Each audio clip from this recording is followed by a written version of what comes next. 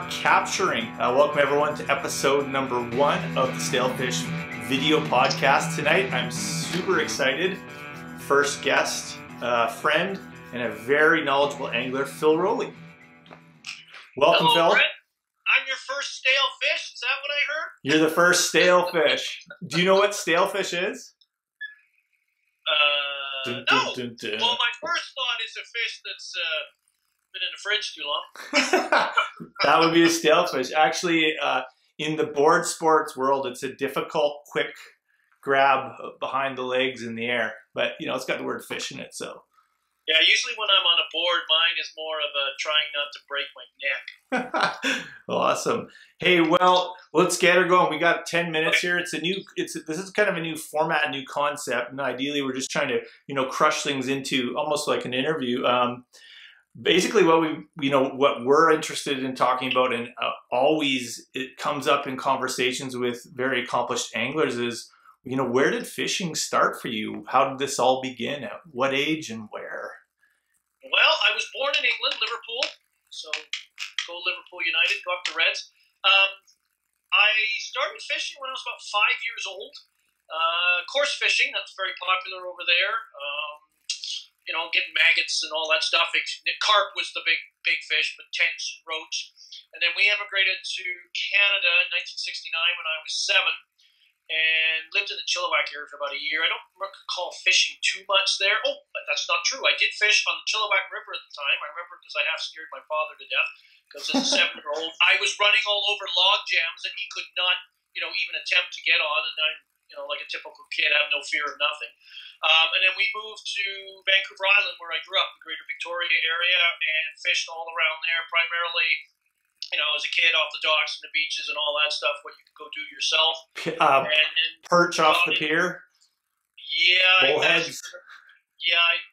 I'm ashamed of what I've done to bullheads. I think bullheads and pile perch are like some of the first fish for like a ton of people. I mean, it's accessibility, right?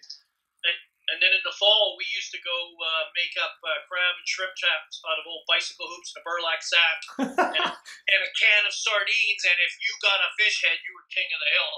And then you grab and get, because the shrimp would come in the fall months, and you know you'd catch and cook them right on the dock. And I remember one time getting the living heck scared out of us because a big lingcod tried to eat our fish head in the net. So when we brought the net up, it was like, at that, you know, a kid, a 10-pound lingcod was a monster. We thought it was the biggest bullhead we'd ever seen, but we didn't get that. And then I moved to Vancouver Island in my early 20s and had a good friend that fly fished at the time when I played hockey, back when I was in shape. Hey, I've seen you. You got it. You still got it. Yeah, but when you start spending more time in the emergency ward than on the rink, it's time to hang them up. Got into fly fishing, and I had fished a lot when I was younger and all that stuff, but for fly fishing, it just clicked. The whole picture, the entomology, just learning how to cast and tide flies and all that stuff, and I've been on a collision course ever since. Sure. I mean, did you ever jump into fly fishing? I mean, from famous literature and books to videos, DVDs, courses, trade shows, seminars. Yeah, incredibly active. So I really like teaching people. You know, I was fortunate to be taught and learn from others, and you got to pay it forward, I think, because we all don't get hit with a beam of light overnight to become better or more knowledgeable. We learn it constantly. Well put. And you know, that's something that I've always recognized from you is you're constantly striving to teach, and not just beginning. I mean, you also do intermediate level stuff, and you're doing seminars well into the advanced genre where, you know, a lot of that stuff isn't available. You just need to put your time in. So what's flycraft angling? And that's kind of a title that I see. Is this your business in a whole? Is that kind of the... Yeah, that's sort of the parent company, if you will, my little offshore company, not that it's offshore. And really, it's going to start morphing more as our reputation and things like that have grown more into, that'll be sort of the parent company, but it'll ultimately very shortly be turning just into Phil Rowley fly fishing, because that's what everybody knows me. Gotcha. And most recently again on the the learning direction, you and Brian Chan have created an app that's breaking. I mean, it's the Stillwater fly fishing app. That's the proper name? Yep, that's, we're big on names, right? What's the app world? What's the app world like? Can you walk us a little bit behind the scenes? Yeah, I mean, it's educational. We launched the app. I think it was February of last year, so we're just coming up on our first anniversary. It is broken into 5 chapters. Plus, now we've just recently added a 6th chapter to recognize sort of sponsor partners that work with us. But we've got 5 chapters: entomology, leaders and knots, techniques and tactics, flies, and I think I'm just missing one. I'm using my iPhone. Anyway, all these chapters, there's over 126 video tips. wow. So that's either me, Brian, or both of us talking about a bunch of different things. It's part of it's a free download. Part of the content is free to watch all the time, like all the fly tying, knots, things like that. There's some free content in all the other chapters. Then some of it's subscription based. You can buy what we call a pass, a monthly pass, right? A quarterly pass, an annual pass. The monthly pass is like $3.99. It's like cheaper than a fancy cup of coffee. Right. And one of the real keys to this app is once you save the content to your phone, you can take it with you anywhere. So Brian and I were looking for a resource that was almost like having us on the water with them. Right. And once downloaded, you don't need Wi-Fi to access it. So if you're sitting in a boat and something green and skinny swims by and you're not sure what it is, you could pull out the app, look it up, see that, oh, that looks like a damselfly nymph. There's how they, where they live, how they move, what fly patterns you want to use, what techniques I can use to imitate them and be more successful on the water and learn through that process. So we're constantly growing and evolving, and approximately every month or so, there are 3 to 5 new video tips, as a way of Brian and I saying thanks for choosing to subscribe. And currently right now, we've got about, I'm going to say 18,000 downloads worldwide. 18,000 downloads. So that would be people that have downloaded the app. They may not necessarily be subscribers. We hope that they will be someday all day. And we've got to provide that value to them. That's something we both, Brian and I, take very seriously. Yeah, and fly fishing, Stillwaters, you've got the genre specifically nailed. Now, there's got to be a ton of work and concerns to photography, videography, content, script. So it's more than just kind of meets the eye when you go and look at something with letters and content across it. Well, as you know, with your filming, right, Brent? You just don't go out there and point the camera at something interesting. Yeah. There's a lot of thought, conditions, lot of discussion, lighting, time of day, season. And anything that can, as soon as you pull out a camera, it seems like anything that can will go wrong. Yeah. So you guys must be bulking the mass of your content for the winter while you're fishing, guiding, working, seminaring, angling in the spring and summer. Yep. So there's a lot you're going to have to grab, or will be grabbing, anticipating all the work that needs to be done in the winter, in the off season. Exactly. And now we're getting a lot of feedback from viewers, which is excellent, on things they'd like to see, because we've got a broad spectrum of tips, from the beginner who's, just learning how to fly fish lakes, to the more seasoned angler that's perhaps looking for that little trick or technique that they hadn't thought of in the past. And especially in my travels in the United States, we're seeing a lot more anglers interested in stillwater fly fishing and the benefits it has that they can add. Here, a quick question. Sure. You can take that on the water. Absolutely. Wi-Fi, again, once downloaded, Wi-Fi, you don't need Wi-Fi to access it. Like I'm a big YouTube fan like yourself, and I have my own channel as well, but YouTube, can't fire it up in a remote destination to solve a problem. Very cool. You can at home when the sink's plugged. That's pretty high tech, man. We call it bleeding edge technology. Yeah, incredibly. You do a lot of teaching. You've kind of devoted and dedicated, this whole time frame of your life to teaching and passing knowledge. You do advanced schooling.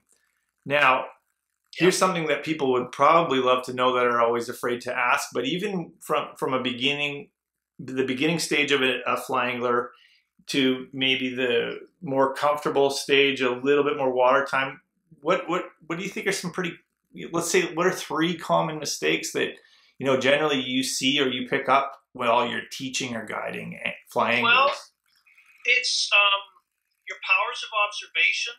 The we're all guilty of this. We're finally away from everyday life. We're going fishing and it's head down on the water and miss everything. So that, and then I guess you could say the overriding thing is enthusiasm. I don't want to say lack of patience because that might sound negative, but more over enthusiastic would be a more positive way. Right. So we don't observe. We don't invest 10 minutes looking around the shoreline, see what might be hatching. Right. Looking for bird activity. Get out there. Go fish. Yeah. Go fish. Go fish. Yeah, we don't even have we haven't even pre-studied the lake, so we're just, let's go to the left, or let's go to the right, or let's go to the, as we all know, we all joke that the best fishing is always at the furthest end of the campsite or the lodge or whatever. Right. When it's not. And then when you're on the water, we're still in that enthusiastic mode. We don't let our flies sink long enough. Correct. And we don't retrieve them slow enough. So we bomb that cast out there. As soon as that fly hits, boom, boom, boom, we're stripping back at 100 miles an hour. So, right. That's too fast for most situations. Yeah. For whatever you're imitating, other than attractors and those kind of things. Of course. And you've invested all that money in a line that sinks at 7 inches per second, if that's the line that's right, and you're not even letting it go down a foot before it's coming back. You go, I'm not catching anything. It's like the poor fish would love to eat it. You're not in the right spot. You have to source that out. It's not sinking down to where they are, and they're not fast enough to catch that. Right. So it's that kind of maybe take things down a few notches, take in some of the scenery, think about where you are and how long you've traveled to get there, look around and start toning everything down a bit, and ideally the fish will start coming. Yeah, be in the moment. Right? Letting flies sink, absolutely. The time I've done guiding, I see, I agree with you 100% there. That's probably one of the biggest, not errors, just there's some time that's missed there. Well, that's why I think fly down time, in the zone time. I'm going to throw this at you. I was hanging out with you this fall at a Stillwater, and you had a group there. It was a hosted group, and the pattern and the technique for the 3 days was fishing blobs under indicators. And that was like, I walked into a brick wall when I was talking to the customers, how's it going? And they're like, blobs under indicators. What in reference, what is that imitating? Where do you think, what do you feel? That seems to be something that's maybe newer on the plate, if I'm not incorrect. Yeah, so those were traditionally done in cast and retrieve techniques, based on a principle that I believe in. The trout don't always, or fish in general, don't always take our flies out of a feeding response. We're triggering a grab out of curiosity, territoriality, aggression.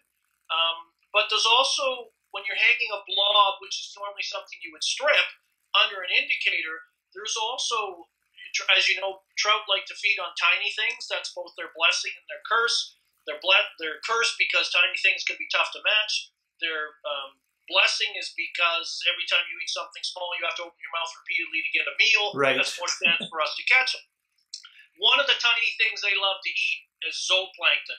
And it's a part of that is Daphnia, and that's what we believe the blob will imitate.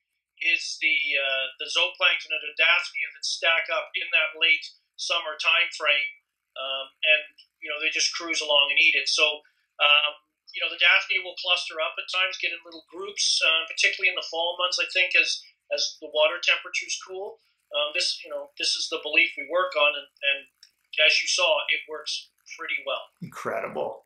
Well, great information.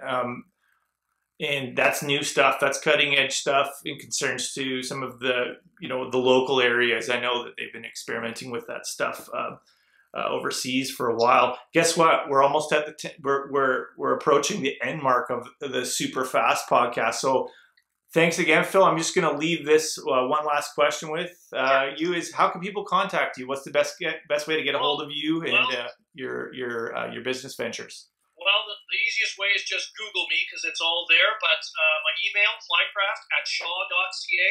I always answer my emails. You can go to my website, flycraftangling.com. I am on Instagram at FlycraftPhil, Twitter, same handle, FlycraftPhil, and Phil Rowley Fly Fishing is the Facebook page I'm most often at. Busy guy, man. That's a lot of stuff to monitor on the phone. Hey, well, thanks again, Phil. It's been a pleasure. It's short and sweet and a ton of information in a short period of time, and that's what we're really excited about having you on tonight. Well, it'll be great to do this again sometime. I love doing these things. Great, Bob. Well, thanks again, and thank you for participating in StaleFish Podcast #1.